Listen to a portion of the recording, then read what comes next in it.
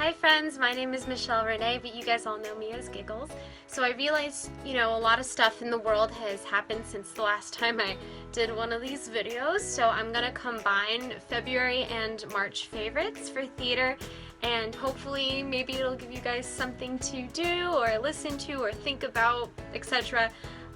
During, this time in the world that we have going on right now. I hope that everybody's staying safe, and of course wash your hands and say your prayers and do all that jazz. So this is old news by this point. This is super, super old news. But the Lydias on Broadway for Beetlejuice, Sophia and Caruso left.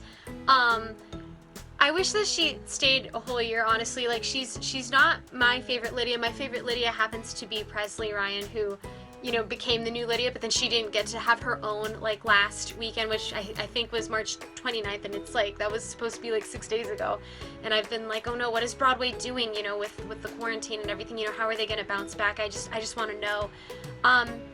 That was weird. I feel like there's a lot of talk about it that I keep seeing, because nobody really knows why Sophia left.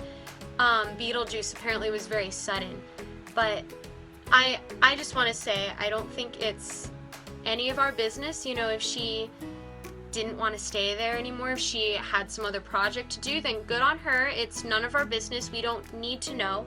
And I just wanted to spread that around instead of, speculating every little thing, even though I myself have had theories and speculations. I don't want to share those here. I just want to say that it's none of our business, and, whatever project she's on to next, just, go her. Good job. And that goes to Presley Ryan too. I love Presley Ryan so much. So before the quarantine happened, I was in Australia. I just made it back, and then a week later, after my cousin and I came back, they said that they closed the borders, and we were like, oh thank God, we made it on time. But so while I was on the plane to Australia, I saw a very popular musical. I know I'm so not the movie version of the musical person. I'd rather see it on stage, but I've been told that this is very iconic, so I had to see it because it was right there. It's called Cabaret, and boy, is it iconic. I realized right away that the actress playing Sally, I believe her name was Dorothy from Wizard of Oz. It was her daughter. Judy Garland. It was Judy Garland's daughter, Liza Minnelli. So this is so funny because I kept hearing the name Liza Minnelli around all the time, in theater, since I started doing musicals. And then when I was in Spamalot, the choreographer was trying to direct me to do to have a certain move or air to how I walked or something. I was the Lady of the Lake, and so she was like, have you ever seen Cabaret? And I was like, no. And she was like, well, do you know who Liza Minnelli is? And I was like, mm-mm. And she was like, okay, well, I need you to act like her. And I was like, oh geez. I was like, okay. And I did something really bad.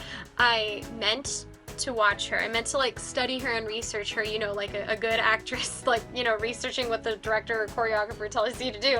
And I totally forgot. But whatever, the show came out really good. But okay, point is, Liza Minnelli, love her eyes. Oh my gosh, when they say iconic, the whole movie is just her acting with her eyes.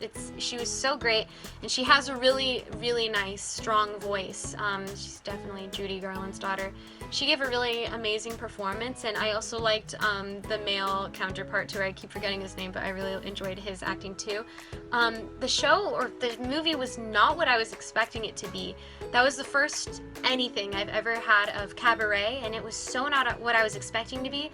It did have a lot of gritty moments, which I always appreciate. I always appreciate the hard stuff, the gritty stuff, the things that are taboo, that people don't want to talk about, but they probably should. And so if you're into things like that, and you've never seen Cabaret, you should give it a shot, because that is your musical. Lately, I have also had an obsession with a particular actor that has been in many beloved Broadway musicals. His name is Patrick Paige. You guys might recognize him as Frollo, or Hades, or the Grinch, or, there's so many to name. I've seen so many interviews with him in the last couple months, and then a couple of him and his wife, who's Paige Davis, and they are phenomenal. I would love to say that Patrick Paige is probably one of my biggest inspirations as an actor, because you guys could probably find this on YouTube. He did an interview where they were interviewing him about his time auditioning for The Grinch. That's a musical I haven't listened to yet, so I have to listen to it this month and tell you guys how I feel about it next month or something. But he apparently is a big Dr. Seuss fan, and so he like chased after this one guy who was like seeing him in another show, seeing whether he was like a good fit for the Grinch or not to represent Dr. Seuss. And so he like runs after the guy after the show, and he's like, hey, look, like this is like what you're not supposed to do. Like, you know, you should never beg for a role. It's like number one. And he says that in the interview too. But he goes after this guy and he's like, hey, he's like, look, I don't know if I'm the right fit for the Grinch. You know, you might not think that, but I promise you that no one else that you could cast will protect and cherish this role like I will. And then he got cast as the Grinch. And you're not supposed to do that, you know, you never beg, you know, for a role, but there was just something so powerful and inspiring about what he said. He's a very classy gentleman with such a low voice. He's got like such gravitas to him. Very interesting person. And I loved how he said that. No one will ever protect or cherish this character as much as I will. Wow, I think, like, as an actor, as a storyteller, as somebody who grew up loving stories, everybody could relate to that, you know? There's some characters and stories that just resonate with you. You know, for me, that's Moana and Little Red Riding Hood and, like, a whole slew of other characters, you know? But, that's... You know, that's such a true statement, though, that, like, you know, an actor could be great as a character, and, you know, they know that they could be good as a character. Oh, yeah, I can get that character. Oh, I can play that. Oh, yeah, I'm really good at that. That's, like, totally in my range. But, like, do they cherish it, and do they protect it? I think that's, for me, I feel like the one role that I've had that, I guess, I would say the same thing that he said about would be Little Red Riding Hood. I'm such a fairy tale fanatic, and I'm a big fan of Little Red Riding Hood. I think that was the first story that I was told, and I think it was the first story that I really fell in love with in terms of fiction. And when I got cast as her in Into the Woods, I think all of that, I was just feeling exactly what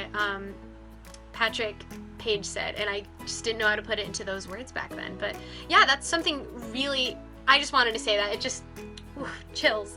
That's all. I loved what he said. And last but not least, I can't remember if I've said this or not, but I'm gonna say it again because it's a beautiful musical that deserves all the attention possible. I love Six. I hate that I love Six. No, I don't. I love that I love Six. Six is a great musical. Can't remember if I told you guys about it last time, but I'm gonna tell you guys about it now. Six is a musical that is about King Henry VIII's 6 wives, and it's sort of way modernized. Like, the costumes look really, like, crazy, like a big mix mesh between the modern era and, like, back then in the Tudors, you know, era of fashion. But it's about his 6 wives. What they do is they form a girl band, and they're like, well, who's gonna be the leader? And they're like, oh, well, let's all sing about all the crap that we've gone through while being married to Henry, and whoever has the biggest load of crap gets to be the leader of our girl band. It's really unique in the way where it's one of the only musicals that I know of, at least, that presents itself like a concert, where there is a moment in the play that they encourage you to film with your phone a certain part, which is very, very frowned upon in theater. So that's very different. But if you like Hamilton or Hadestown or things of the like, or even the Spice Girls, you might really enjoy Six, the musical. Man, I don't think I could fit in that musical. I think if I could play anybody, I'd like to be Anne Boleyn, but I feel like she's also the one that everybody else goes after. You know, everybody else likes Anne Boleyn. But I also really like Catherine Howard, who's the second to last wife. I liked Catherine of Aragon, who was the first wife, but I think if like other people cast me in the musical, they'd probably cast me as the last wife, Catherine Parr. I would take any character in that musical, except maybe Anna of Cleves. I don't think I could fit her very good. So yeah, thank you guys so much for listening to my thoughts on the previous 2 months musical shenanigans. I'll try to have more for you guys next month. And yeah, I hope that you guys have a fantastic day. Don't let things get you down, but always be cautious. And yeah, if you guys have any prayer requests, just please contact me. Instagram, Twitter, YouTube. Please contact me, and I would love to be praying for you guys. Alright, I hope that you guys have a fantastic day, and I'll see you in the next video. Bye!